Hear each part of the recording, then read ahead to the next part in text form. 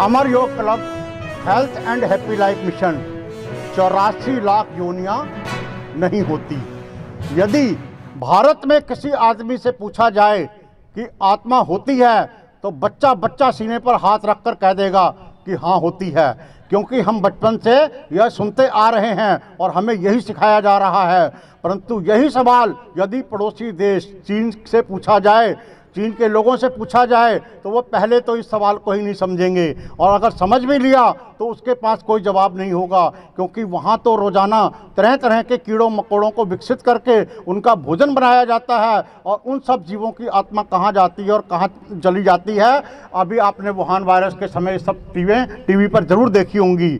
अब हम अपने आज के मूल विषय पर चर्चा करते हैं कि 84 लाख योनियां नहीं होती। आज तक जो भी हमने 84 लाख योनियों के बारे में सुना है, यही कि हर मनुष्य की 84 लाख योनियां होती हैं। 84 लाख योनियों के बारे में यदि गंभीरता से सोचेंगे तो हम पाएंगे कि हर मनुष्य की 84 लाख योनियां होनी चाहिए। अर्थात किसी ज़माने में मनुष्यों की आबादी 780 करोड़ रही होगी, तो 780 करोड़ लोगों के पूर्व जन्म के कर्मों के आधार पर 84 लाख योनियां बनेंगी।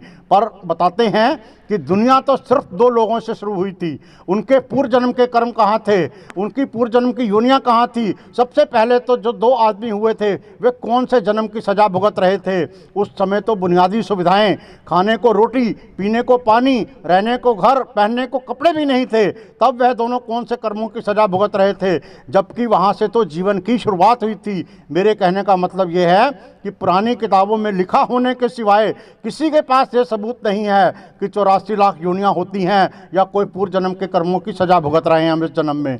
यह सवाल किसी दुखी आदमी ने अपने किसी बड़े आदमी से बार बार पूछा होगा कि मेरे ऊपर इतना दुख, कष्ट, परेशानी क्यों है? तो उस आदमी को टालने के लिए या बुरे काम ना करे, उससे डराने के लिए कह दिया होगा कि अगर हम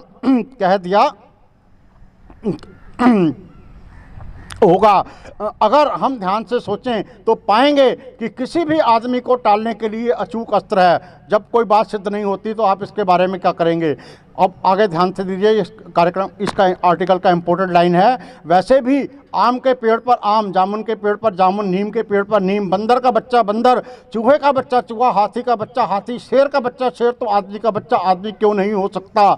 जबकि उड़ने वाले, चलने वाले, पानी में रहने वाले, शाकाहारी, मांसाहारी जीव, वनस्पति विज्ञान सब अलग अलग होता है। मछली पालन, मुर्गी पालन, बकरी पालन, ये सब व्यवसाय हैं, जबकि शेर, हाथी व अन्य कई जानवरों की संख्या तो बहुत सीमित मात्रा में होती है जंगल में। हर जीव का अपना एक मूल बीज होता है। आप उसकी थोड़ी बहुत नस्ल तो बदल सकते हैं, पर उसके मूल बीज को कोई परिवर्तन नहीं कर सकते। आज विज्ञान का युग है। विकसित देशों ने भी मनुष्यों को मशीन में डालकर सर्च की, तो उसने भी अपने आप को किसी न किसी मनुष्य योनि में ही बताया, और वहाँ जाकर देखा तो प्रमाणित भी हुआ। ऐसी कुछ घटनाओं के बारे में मैंने भी सुन रखा है। बाकी सुनी सुनाई बातों पर आप कितना विश्वास करते हैं, ये तो सब आपके विवेक पर निर्भर करता है। और इस आर्टिकल का मुख्य बिंदु ये है, यदि 84 लाख योनियों को सच मान भी लिया जाए तो लोग कहते हैं कि 84 लाख योनियों के में कर्मों की सजा भोगनी पड़ती है।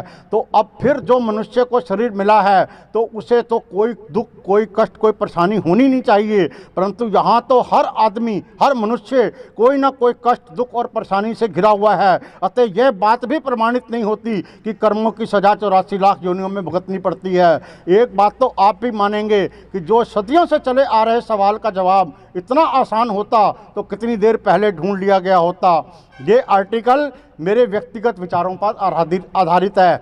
मेरी सोच के मुताबिक जो भी परिणाम आया वह सत्य के बहुत समीप है। इस कोशिश में मेरा मकसद किसी की भावनाओं को आहत करने का बिल्कुल भी नहीं है। अगर तर्क देने में कोई गलती हुई होगी तो मैं उसे ज़रूर ठीक करूंगा।